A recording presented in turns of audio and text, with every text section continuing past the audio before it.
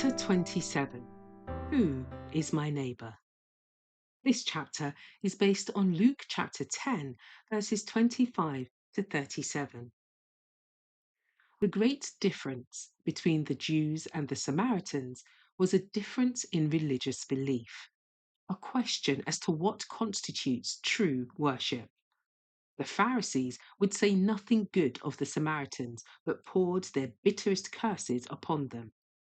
So strong was the antipathy between the Jews and the Samaritans that to the Samaritan woman it seemed a strange thing for Christ to ask her for a drink. "How is it," he said, "that thou, being a Jew, askest drink of me, which am a woman of Samaria?" For, adds the evangelist, the Jews have no dealings with the Samaritans. John chapter 4, verse 9.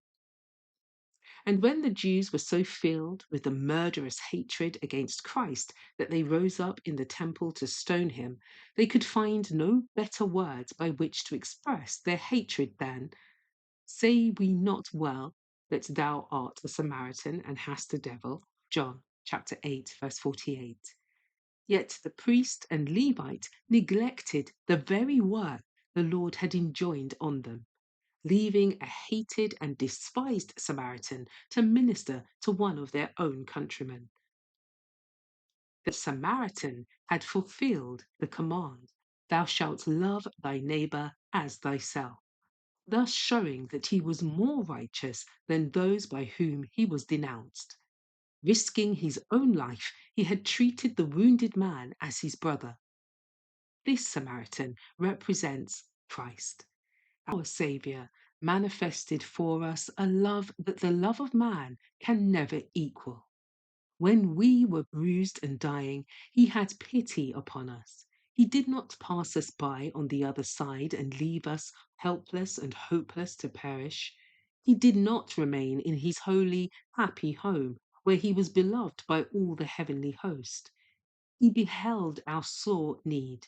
He undertook our case and identified his interests with those of humanity. He died to save his enemies. He prayed for his murderers, pointing to his own example. He says to his followers, "These things I command you, that ye love one another, as I have loved you, that ye also love one another." John chapter 15, verse 17, and chapter 13, verse 34.